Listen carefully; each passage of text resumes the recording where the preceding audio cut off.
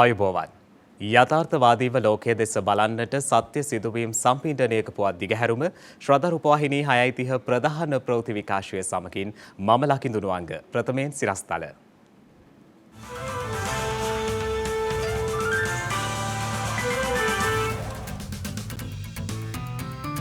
රට තුළ පවතින ඉන්ධන හිඟය හෙට දිනයෙන් පසු ක්‍රමයෙන් පහව යනු ඇති බවට ලංකා ඛනිජ තෙල් නීතිගත සංස්ථාව පවසයි. ඉදිරියේදී ආහාර සුරක්ෂිතතාවය පිළිබඳ කිසිදු ගැටලුවක් නැහැ. පාර්ලිමේන්තුවේදී කෘෂිකර්ම අමාත්‍යවරයා අවධාරණය කරයි. දේශීය වෛද්‍ය ක්ෂේත්‍රය රටට විදේශ විනිමය උපයන ප්‍රධාන මාර්ගයක් බවට පත් කිරීමට සැලසුම්. දෑත දෙපය වාරු නැති තැන හිතේ ඇති වාරුව. රුසියාව ගැන තීරණයට බටහිර බලවතුන් රැස්වෙයි.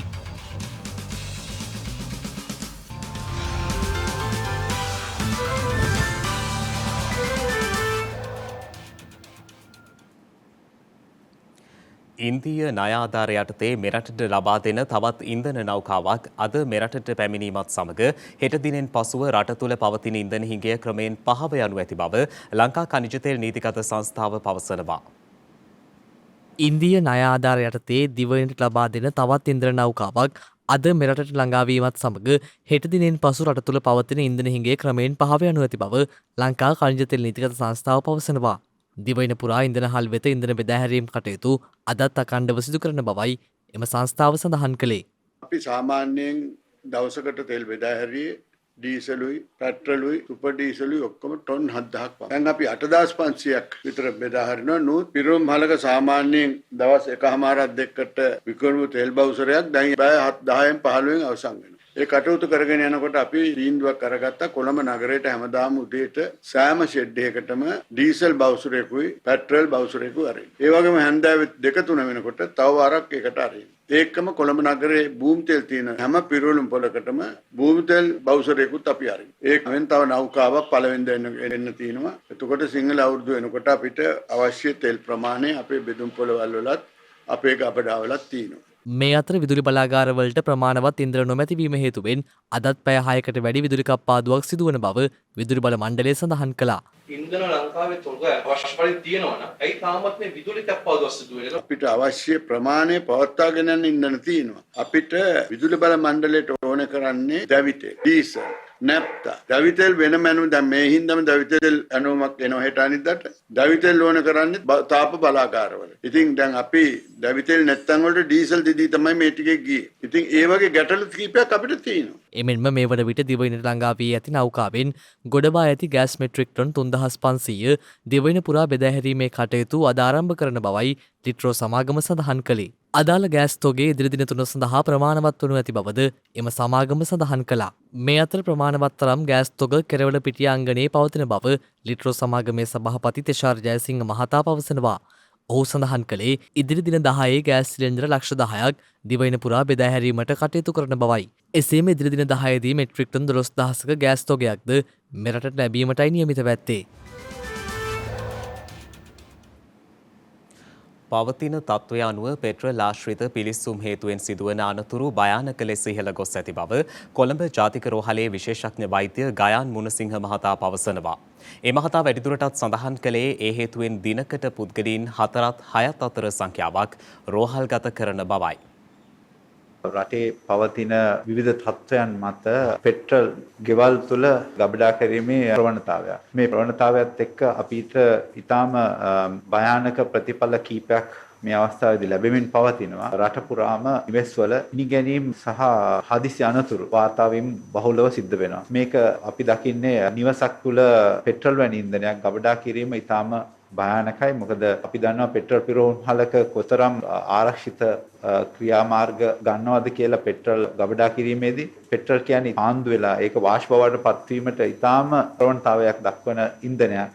මේ ඉන්ධනය වාෂ්ප ගේ තුල සංසරණය වීම වැඩි වෙලා අපි සාමාන්‍ය ලිපක් පත්තු කරත් ගිනි කූරක් ගැහුවත් සමහරලාට ලයිට් ස්විච් එකක් දැම්මත් මුළු ගේම අලු බවට පත් වෙන්න පුළුවන් ෂණයකින්. ඉතින් තමන්ගේ ජීවිත කාලෙම මහන්සි වෙලා හදාගත්ත ගෙදර තමන්ගේ දරුවෝ දෙමව්පියන් මේ ගින්නට අහු වෙලා මරුමුවට පත් වෙලා තියෙනවා. මාසයකට සාමාන්‍යයෙන් පෙට්‍රල් ආශ්‍රිත පිලිසුම් එකක් හෝ දෙකක් පමණයි ජනවාරි මාසෙ වෙනකන් තිබුණේ. නමුත් දැන් ඒ තත්ත්වය දිනකට 4ක් හෝ 6ක් අතර ප්‍රමාණයකට දැන් රෝගීන් ඇතුළත් වෙනවා. එයින් 120ක් පමණ මිය යනවා. ඒ කියන්නේ දවසක් අර දවසක් එක පුද්ගලෙක් මිය යනවා මේ පෙට්‍රල් පිලිසුම් නිසා ජාතික රෝහලේ පමණක්. මේක මේ දියවැඩියාව වගේ හෘද රෝග තියෙන වයස අවුරුදු 60ට වැඩි පුද්ගලයෙක් පිච්චුනොත් පොඩි පිලිසුමක් වුණකින් වලත් විස බීජ ශරීරය ඇතුළේ මිය යන්න පුළුවන්. භයානක අනතුරකට අත වැනීමක් පිලිසුම් එකකේ විදියට අපි තාම වෙහෙසක් ගන්නවා මේ හැම පිච්චිලා මේ සිද්ධ වෙන අනතුරු වලින් මේ ජීවිතය ගලව ගන්න. නමුත් 140ට 50ට වැඩිය ශරීරයෙන් පිච්චුනොත් පෙට්‍රල් වලින් අපිට ජීවිතය ගලව ගන්න තාම අපහසු තත්යකටපත් වෙනවා. ඔය වාහනයක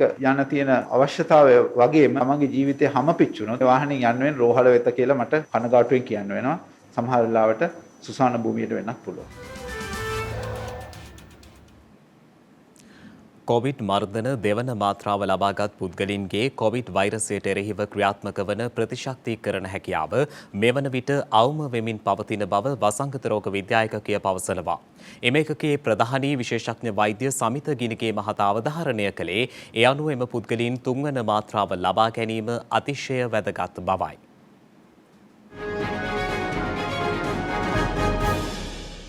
ගත වූ දිනේ මෙරටින් තවත් කොවිඩ් ආසාදිතයින් 292 දෙනෙකු හඳුනාගත් බව වසංගත රෝග විද්‍යායකකය සඳහන් කළා.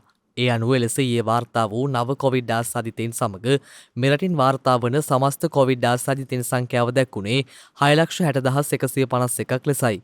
එමෙන්ම සෞඛ්‍ය සේවා අධ්‍යක්ෂ ජනරාල්වරයා විසින් තවත් කොවිඩ් ආසාදිත මරණ 5ක් ඊයේ තහවුරු කර තිබෙනවා. ඒ අනුව එලෙස මියගේ පුද්ගලයන් අතරින් 3 දෙනෙකු පිරිමි පුද්ගලයන් වන බවත් අනෙක් 2 දෙනා කාන්තාවන් වන බවත් සෞඛ්‍ය සේවා අධ්‍යක්ෂ ජනරාල්වරයා විසින් නිවේදනය කරනු ලැබුවා.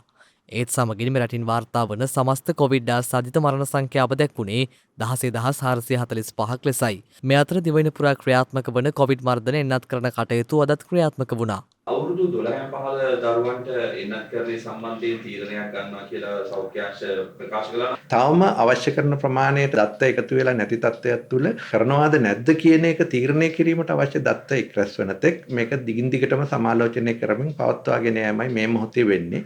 අවශ්‍ය කරන දත්ත ලැබුණාම ඒ අවශ්‍ය කරන නිර්දේශ ලබා දෙනවා ඇති. හැදිලිව කියලා තියෙන මොන වර්ගයේ එන්නත ලබා ගත්තත් මාස 3කට පස්සේ ක්‍රමානුකූලව ශරීර ප්‍රතිශක්තිය අඩුවීමක් සිද්ධ වෙනවයි කියලා. ඒ අඩුවීම මහලු අයගේ නැත්නම් නොයෙකුත් නිදන්ගත රෝගී තත්ත්වයන් තියෙන අයගේ ඊටත් වඩා ශීඝ්‍රයෙන් සිද්ධ වෙනවා. එතකොට දැන් සැප්තැම්බර්, ඔක්තෝබර්, නොවැම්බර් මාසවල දෙවන මාත්‍රාව ලබාගත්තු අය ඉරි මාසෙ වෙනකොට 6 මාස සම්පූර්ණ කරලා තියෙනවා. එතකොට ඔවුන්ගේ ප්‍රතිශක්තිය අනිවාර්යයෙන්ම අඩු වෙලා ඔවුන් මේ රෝගයට වැළඳීමට වැඩි අවකාශයක් තියෙන කණ්ඩායමක් බවට පත් වෙනවා. ඉතින් එතකොට අපිට මේ තත්ත්වය ඉදිරියට පවත්වාගෙන යන්න නම් අනිවාර්යයෙන්ම එම කණ්ඩායම බූස්ටර් නැත්නම් වර්ධක මාත්‍රාව ලබා ගැනීම අනිවාර්ය සාධකයක් වෙනවා. ගමට සමහරවල් තෑගිත් එක්ක කොවිඩ් අරන් යන්න පුළුවන්. කොවිඩ් අරන් නොයන්න නම් දැන් එන්නත් කරන්නේ කරගන්න ඕන. මොකද අපි දන්නා එන්නත් කරන්නේ ප්‍රතිලාභයක් ලැබෙන්න නම් ඒකේ අඩු ගානේ එන්නත ලබාගෙන දින 14ක්වත් ඉන්නට ඕනේ. ඉතින් එහෙම නැතුව සිංහල අවුරුද්දට යන්න දවස් දෙකක් තියලා එන්නත ගත්තයි කියලා ඒකේ කිසිම ප්‍රතිලාභයක් නැහැ. මේ අතර මේ වන විට වෛරසය ආසාදිතව රෝහල්වල ප්‍රතිකාර ලබන සමස්ත පුද්ගලයන් සංඛ්‍යාව 6,695ක් වන අතර වෛරසය ආසාදිතව සිට සුවය ලැබූ සමස්ත පුද්ගලයන් සංඛ්‍යාව දැක්වෙන්නේ 6,37,011ක් ලෙසයි.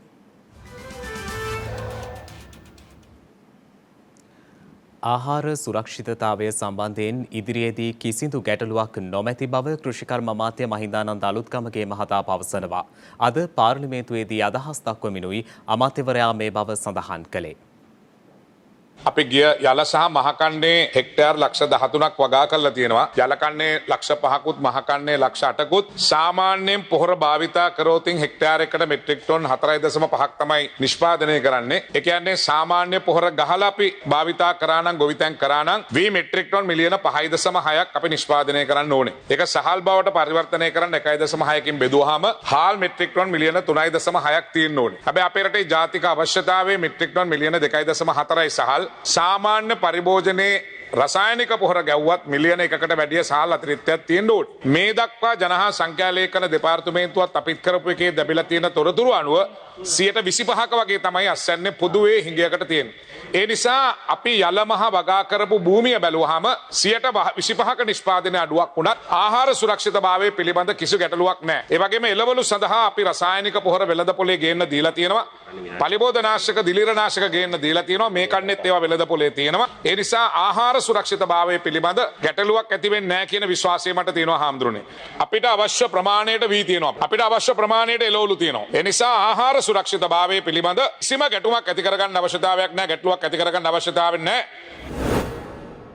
තානාපති ඉරාක් වහලා නෝර්වේ වහලා සයිප්‍රස් කාර්යාලය මට සයිප්‍රස් වල ඉන්න කට්ටියක් කිව්වා ඒක වහලා සයිප්‍රස් වල ඉන්නවා අපේ ලංකාවේ 10000ක් වශයෙන්ම තිබෙන ඩොලර් ප්‍රශ්නයත් එක්ක අපි යම්කිසි මට්ටමකට බලනවා ඒ තානාධිපති කාර්යාලය 65ක් තියෙන එකේ ප්‍රයෝජනයක් තිබෙනවද කියලා. දැන් අපි ගත්තොත් එහෙම සිංගප්පූරුවේ ලංකාවේ තානාධිපති කාර්යාලයක් නැහැ. අපි වගේ රටකට ඒ තානාධිපති කාර්යාලය 65ක් තියෙන එකේ අවශ්‍යතාවයක් තියනවාද කියලා අපි දැන් සලකලා බලනවා.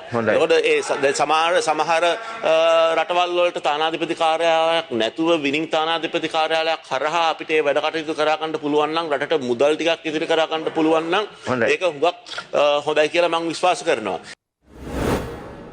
අද වෙනකොට වෙළඳපොලේ ඖෂධවල හිගයක් වගේම ඖෂධවල මිල විශාල වශයෙන් ඉහළ ගිහිලා තියෙනවා. ඒකට මේ නිසා දීර්ඝකාලීනව බෙහෙත් ගන්න රෝගීන් ලොකු අපහසුතාවයකට පත් වෙලා ඉන්න මේකේ ඉන්නවා අඩු ආදායම් ලාභී ලබන අය. ඒකට මේ අයට ඔබතුමාලාගේ අමාත්‍යාංශය හරහා සහන මිලකට මේවා ලබා දෙන්න මොකක් හරි වැඩ පිළිවෙලක් සකස් කරන්න පුළුවන්ද? රාජ්‍ය අංශය ඔස්සේ අපේ රෝහල් පද්ධතිය ඔස්සේ ඖෂධ ලබා දෙන්නේ නොමිලේ. එහි මිල අඩු කිරීමක් කරන්න අවශ්‍යතාවක් නැහැ. මොකද නොමිලේ සියල්ලම ලබා දෙන නිසා ඒ පෞද්ගලික අංශයේ ඒ ඩොලරයේ වුණ වෙනස්කමත් එක්ක යම් ප්‍රතිශතයකින් මිල ඉහළ නැංවීම සඳහා අවසර ලබා දීලා තියෙනවා. යම් කිසි කෙනෙක් ඊට වැඩිය මිලකට ඖෂධ විකුණනවා නම් ඒ සඳහා නීතිමය කටයුතු කරන්න ආර්ථික ඖෂධ නියාමන අධිකාරිය කටයුතු යොදාගෙන යනවා. ඔබතුමා කියන ආකාරයේ සහනය පෞද්ගලික අංශය හරහා ලබා දෙන්න රජයකට ක්‍රමවේදයක් නැහැ. නමුත් රාජ්‍ය අංශයේ සියලුම ආයතන වලින් අපි නොමිලේ ප්‍රතිකාර ලබා දෙන්න කටයුතු යොදලා තියෙනවා. දේශීය වෛද්‍ය ශේත්‍රය රටට විදේශ විනිමය උපයන ප්‍රධාන මාර්ගයක් බවට පත් කිරීම තම අමාත්‍යංශයේ අපේක්ෂාව බව දේශීය වෙදකම් ප්‍රවර්ධන රාජ්‍ය අමාත්‍ය නීතිඥ සිසිර ජයකොඩි මහතා පවසනවා. ඒ මහතා මේ අදහස් පළ කළේ අද කොළඹදී පැවති වැඩසටහනකට එක්වෙමින්. බොරැල්ල ජාතික ආයුර්වේද රෝහලේ අලුතෙන් ඉදිකරන ලද මහල් 8කින් සමන්විත වාට්ටු සංකීර්ණයේ පළමු අදියර අද පෙරවරුවේ සෞඛ්‍ය අමාත්‍ය ආචාර්ය කෙහෙලිය රඹුක්වැල්ල මහතාගේ ප්‍රධානත්වයෙන් දේශීය වෙදකම් ප්‍රවර්ධන ග්‍රාමීය හා ආයුර්වේද රෝහල් සංවර්ධන හා ප්‍රජා සෞඛ්‍ය රාජ්‍ය අමාත්‍ය නීතිඥ සිසිර ජයකොඩි මහතාගේ සහභාගීත්වයෙන් ජනතා අයිතියට පත් කෙරුණා. දේශීය වෙදකම උපයෝගී කොට ගනිමින් නිරෝගී ජනතාවක් බිහි කිරීමේ අරමුණින් ඉදිකරන ලද වාට්ටු සංකීර්ණය ඇඳන් 360කින් සමන්විතයි. අපේ රටේ ආයුර්වේද ශාස්ත්‍රයේ විශාල පරිවර්තනීය අවස්ථාවකට අපි සම්බන්ධ වෙන්නේ. අපේ රටේ ජාතික සෞඛ්‍ය ශාස්ත්‍රයේ ආයුර්වේදය වෙනුවෙන් ආයුර්වේද ශාස්ත්‍රයේ රෝහලක් වෙනුවෙන් වැය කරන ලද විශාලම මුදල තමයි මේ බොරැල්ල නවීන රෝහල් සංකීර්ණය සඳහා වැය කරලා තියෙන්නේ. දේශීය වෙදකම් ශාස්ත්‍රයේ අලුත් පුනර්ජීවනයක් ලැබලා තියෙන කාල පරිච්ඡේදයක් අද දේශීය වෛද්‍ය ශාස්ත්‍රයේ ස්වර්ණමය යුගයකට ගරු ඇමතුමනි අපි ලබලා තියෙන්නේ. විශේෂයෙන්ම විවිධ රෝගාබාධ සඳහා නේවාසික ප්‍රතිකාර ලබා දීමේ අවස්ථාව අපිට ලැබෙනවා. ඒ විතරක් නෙමෙයි අවසානයේ ආදායම් ප්‍රතිලාභ ලබා ගැනීමේ අවස්ථාව තවත් ලැබෙනවා. ඒ නිසා ආයුර්වේද ශාස්ත්‍රය සහ දේශීය වෙදකම් ශාස්ත්‍රය ඉදිරියේදී රටට ආදායම් උත්පාදනය කරන විදේශ විනිමය උත්පාදනය කරන ප්‍රධාන මාර්ගයක් බවට අපි පත් කරනවා කියන මතක් කිරීම කරමින් ඒ නිසා ආයුර්වේද ශාස්ත්‍රයේ ජයග්‍රහණ රහසක් ලබා දෙන්න මේ රෝහල් පද්ධතිය තුළ ක්‍රියාත්මක වෙන කටයුතු අපි විශ්වාස කරනවා අපේ රටේ ජනතාවට යහපතක් වෙන බව. සංචාරකයන්ගේ ආසියානු ගමනාන්තය බවට ශ්‍රී ලංකාව පත් කිරීමට ගෝලීය ප්‍රවර්තන වැඩසටහන් මගින් සංචාරක ආකර්ෂණය දිනා ගැනීමට සැලසුම් සකස් කළ යුතු බව ජනාධිපති ගෝඨාභය රාජපක්ෂ මහතා පවසනවා. ශ්‍රී ලංකා සංචාරක සංවර්ධන අධිකාරියේ නිරීක්ෂණයකට එක්වෙමිනුයි ජනාධිපතිවරයා මේ බව සඳහන් කළේ.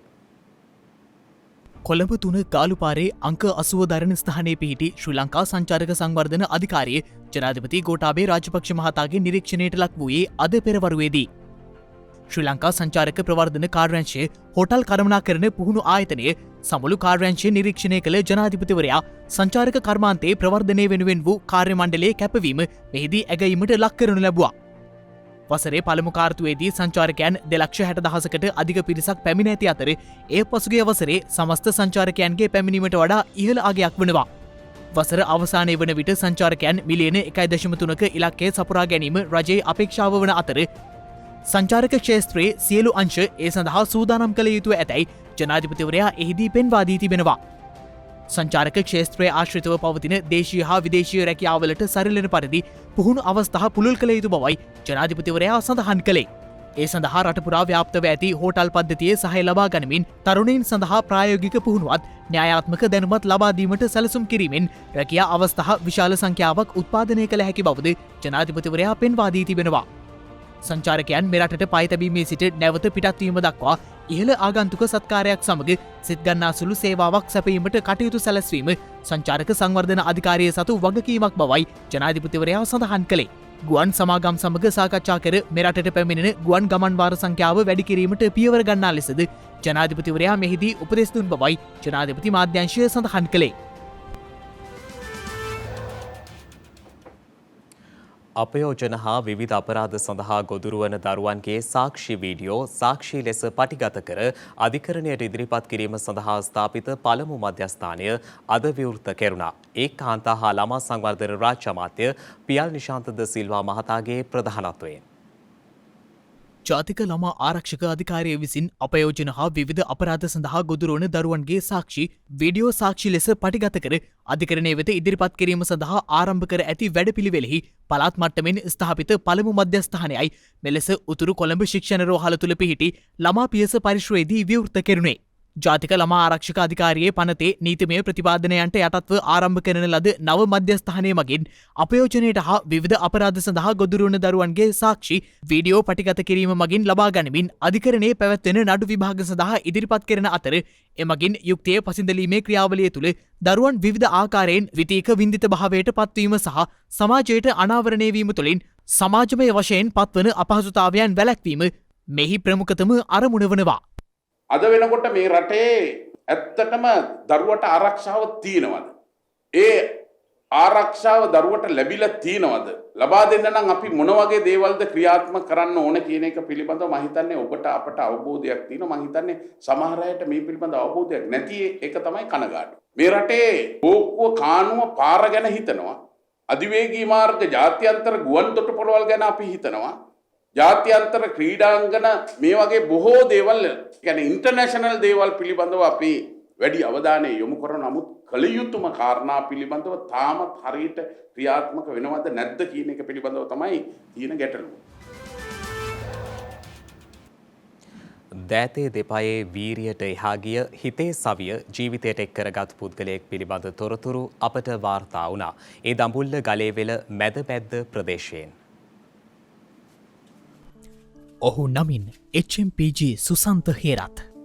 ශක්තිමත් හිතින් ශක්තිමත් දැව බහන්ඩ නිෂ්පාදනය කරන කෙනෙක්. වෙනස ඔබ මම දකින විදියට ඔහුගේ අත් සහ පාදවල තියෙන ආබාධිත තත්ත්වය.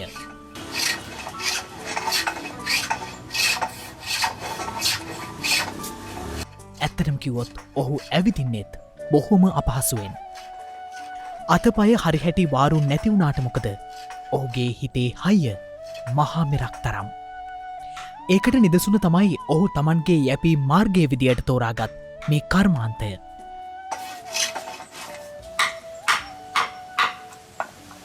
වඩුවැඩ කර්මාන්තය තුළින් තමන් සේම තමන්ගේ පවුලේ උදවියටද ශක්තියක් වෙන්නේ ඔහු.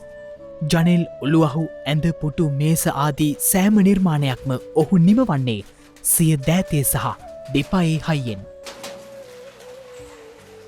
ඔහුට අවශ්‍ය ගමන් බිමන් යන්නට ඔහුටම ආවේනික කුඩා කරත්තයක් නිබතවාගෙන තියෙන්නේ මේ විදියට.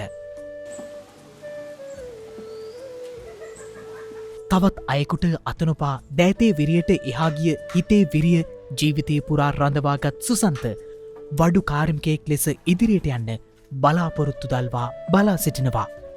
ඔහුට ඇති අවැසිතාවයන් විමසූ විට ඔහුගේ පිළිතුර වුණේ ඔහුට අවශ්‍ය වන්නේ වඩු කර්මාන්තය කරගෙන යාමට අවශ්‍ය යන්ත්‍ර සූත්‍ර පමණක් බවයි.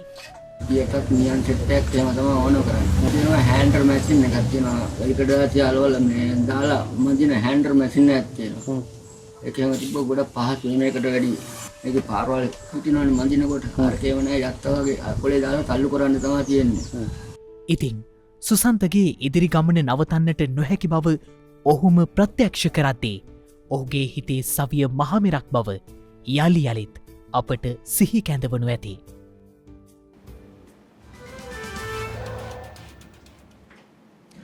තනි වුණ දරුවෙක් තනි නොකළ සුරතලෙක්. අපේ කතාව ඒ ගැන. හෝප් සහ බෙන්ජමින් කියන්නේ කාර්ය බහුල මව්පිය දෙපලක්. මේ දෙන්නට ඉන්නේ පුංචි දරුවෙක්. වයසින්නම් මාස 7ක් වගේ දරුවෙක්. හැමදාම කාර්ය බහුලවීම නිසාත් රැකියාවට කාලයේ වැඩි වශයෙන් යොදවන්න ඕනේ නිසාත් මේ දෙන්නා පුංචි දරුවා රැකබලා ගන්න සේවිකාවකට බාර දෙනවා.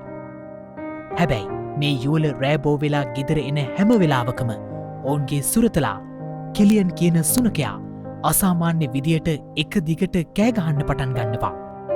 ඒත් මේ සුනකයා කියන්න උත්සාහ කරන්නේ මොකක්ද කියලා තේරුම් ගන්න හෝප් සහ බෙන්ජමින්ට බැරි වුණා.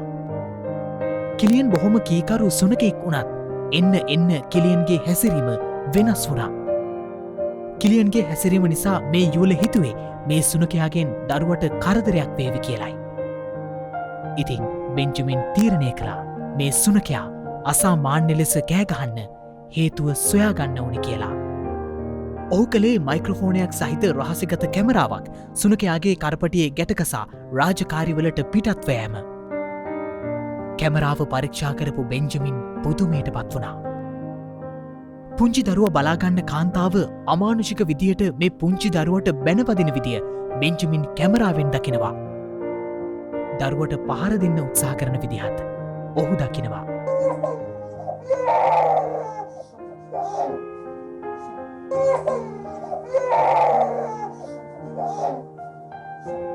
විශ්වාස කරන්න මේ සේවිකාව දරුවට බැනපදින හැම වෙලාවකම කිලියන් නැත්නම් මේ ගෙදර සුනකයා හයියෙන් කෑගහනවා. සේවිකාව දරුවට පහර දෙන්න හදද්දී කිලියන් පුංචි දරුවා බේරගන්නවා. පසුව මේ කාන්තාව අත්තඩංගුවට පත් වුණා. ඒ කතාව ඒ විදියට වුණාට ඇතුළන්තය මේ විදියට කියන්න අපිට පුළුවන්. හැම වෙලාවකම දරුවන් ගැන අවධානයෙන් ඉන්න.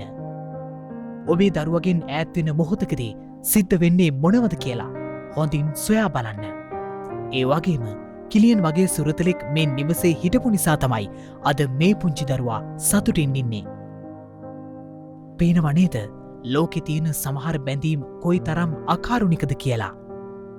ඒ වගේම කොයි තරම් කාරුණිකද කියලා.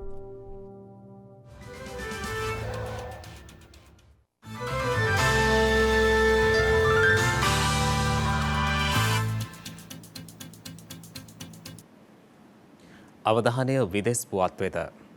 කොවිඩ් වසංගත පාලනය සඳහා චීනයේ ක්‍රියාත්මක ශූන්‍ය කොවිඩ් ප්‍රතිපත්ති ඔමික්‍රෝන් ප්‍රභේදය හමුවේ බිඳ වැටී ඇති බව විදෙස් මාධ්‍ය වාර්තා කළා.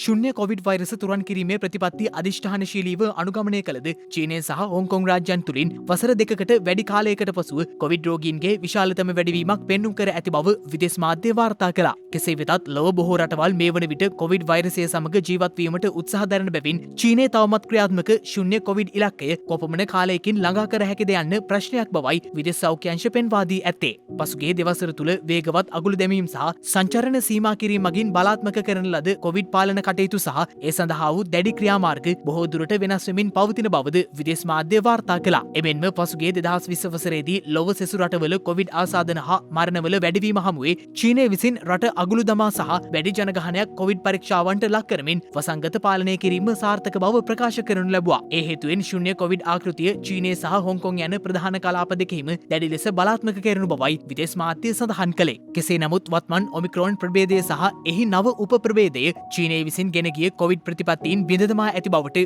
විදෙස් මාධ්‍ය වාර්තා කළා. ඒ අනුව මේ වන විට චීනයේ සෑම දිනකම කොවිඩ් රෝගීන් දහස් ගණනක් වාර්තා වන අතර ඊසාන දිග ජීලින් පළාතෙන් මිලියන සංඛ්‍යාත ජනතාවක් සංචරණ සීමාවන්ට ලක් කර ඇති බවයි වාර්තා වන්නේ. මීට පෙර වෛරසයට ගොදුරු නොවූ හොංකොං නගරෙන්ද මේ වන විට දිනකට රෝගීන් 12000ක් සහ මරණ 200කට වැඩි ප්‍රමාණයක් වාර්තා කර තිබෙනවා. ඒ හේතුවෙන් එම නගරයේ සෞඛ්‍ය සේවා පද්ධතිය බලපෑමට ලක් වී ඇති අතර රෝහල් ප්‍රතිකාර අනවශ්‍ය පුද්ගලයන් වෛද්‍ය පහසුකම් වලින් සමන්විත පිටත ප්‍රාථමික ප්‍රතිකාර සඳහා යොමු කර ඇති බවයි විදෙස් මාධ්‍ය වැඩිදුරටත් සඳහන් කළේ.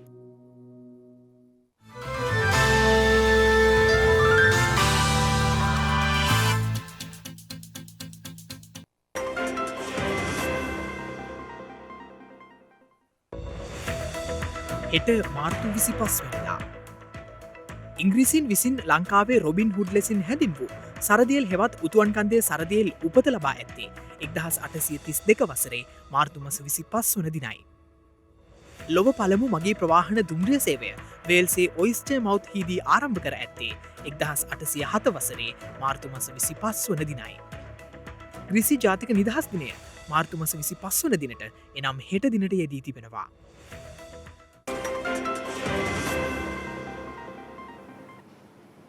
ඒ සමගින් ශ්‍රද්ධා ප්‍රධාන ප්‍රවෘත්ති විකාශය නිමාවට පත්වනවා. හමුවමු හෙටත් සවස 6:30ට. තෙරුවන් සරණයි.